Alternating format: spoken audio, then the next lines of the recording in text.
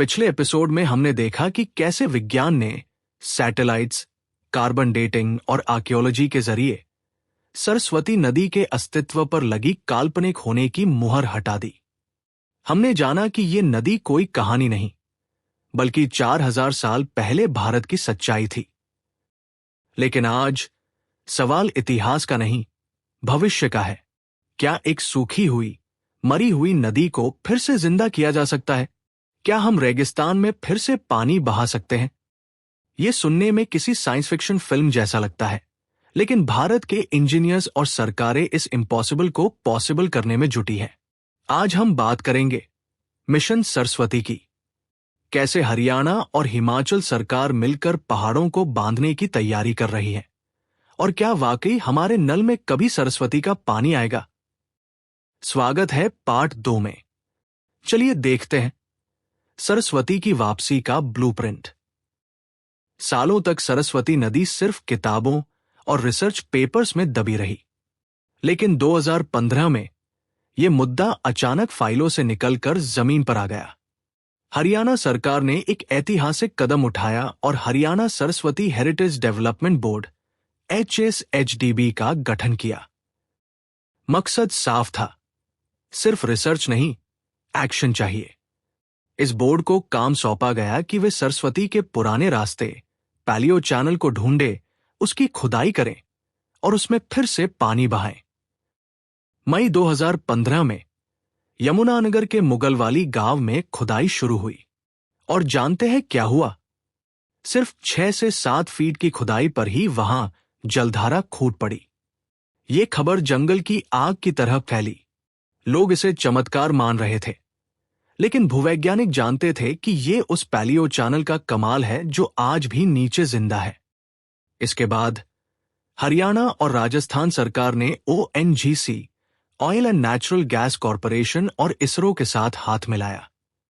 ONGC ने अपने corporate social responsibility CSR fund से करोड़ों रुपए दिए ताकि गहरे बोरवेल खोदे जा सके। ये शायद दुनिया का पहला ऐसा प्रोजेक्ट था जहां तेल निकालने वाली कंपनी पानी ढूंढ रही थी। नदी को जिंदा करने के लिए सबसे जरूरी चीज क्या है?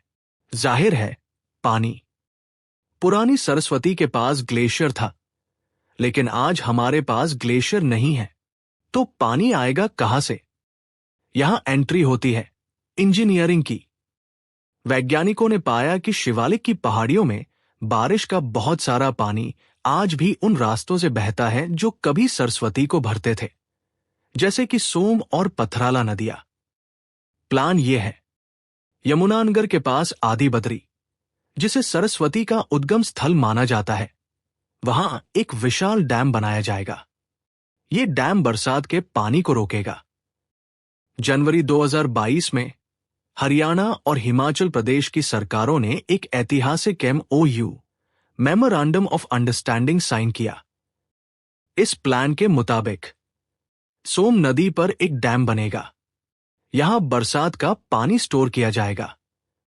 फिर इस पानी को एक रेगुलेटेड तरीके से सरस्वती सरोवर और उसके सूखे हुए चैनल में छोड़ा जाएगा। मकसद यह है कि सरस्वती नदी में साल भर कम से कम 20 क्यूसेक पानी बहता रहे, यानी सरस्वती को एक बरसाती नाले से बदलकर फिर से एक पेरेनियल रिवर, सदाबहार नदी बनाने की तैयारी है। लेकिन दोस्तों, तस्वीर उतनी भी गुलाबी नहीं है जितनी दिखती है। इस प्रोजेक्ट के सामने पहाड़ जैसी चुनौतियां हैं, और कई एक्सपर्ट्स इसे लेकर सवाल उठा रहे हैं। आलोचकों का कहना है कि हम जिस नदी को जिंदा करने की बात कर रहे हैं, वो असल में एक विशाल ग्लेशियर फेड नदी थी।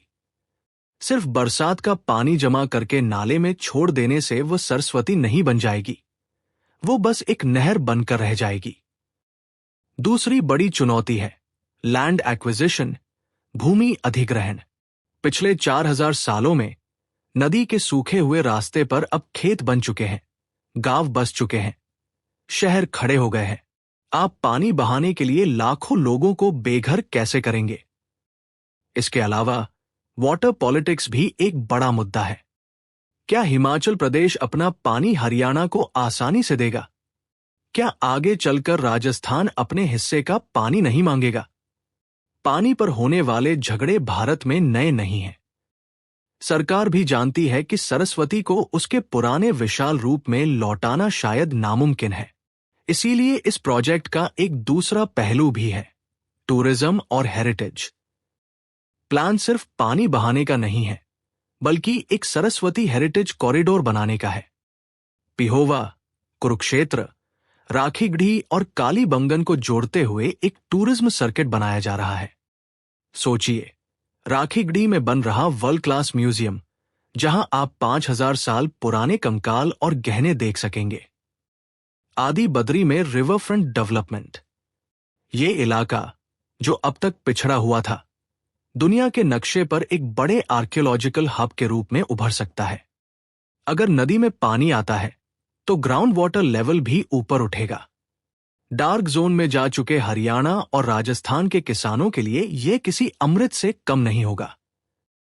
तो दोस्तों, क्या सरस्वती वापस आएगी? शायद वो वैसी न हो जैसी ऋग्वेद के ऋषियों ने देखी थी, पहाड़ों को तोड़ने वाली भीमनाद।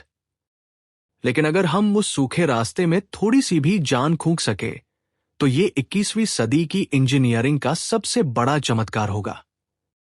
ये लड़ाई सिर्फ पानी की नहीं है, ये लड़ाई है अपनी पहचान को वापस पाने की। ये साबित करने की कि हमारी जड़ें कितनी गहरी थी। आदि बद्री का डैम बन रहा है, खुदाई चल रही है। शायद हमारी पीढ़ी वो पहली पीढ़ी होगी जो 4000 साल बाद सरस्वती को दोबारा बहते हुए देखेगी। इस पूरे प्रोजेक्ट पर आपकी क्या राय है? क्या सरकार को हजारों करोड़ रुपए खर्च करके इस नदी को वापस लाना चाहिए, या हमें मौजूदा नदियों जैसे यमुना और गंगा की सफाई पर ध्यान देना चाहिए? ये एक बड़ा डिबेट है। कमेंट्स में अपनी राय जरूर लिखें। रिवाइवल या क्लीनिंग? और अगर आपने इसका पार्ट 1 नहीं देखा है तो लिंक डिस्क्रिप्शन में है। ऐसे ही और डीप डाइव वीडियो देखने के लिए SBMI को अभी सब्सक्राइब करें। मैं हूं आपका दोस्त और हम मिलेंगे अगले सच की तलाश में। जय हिंद।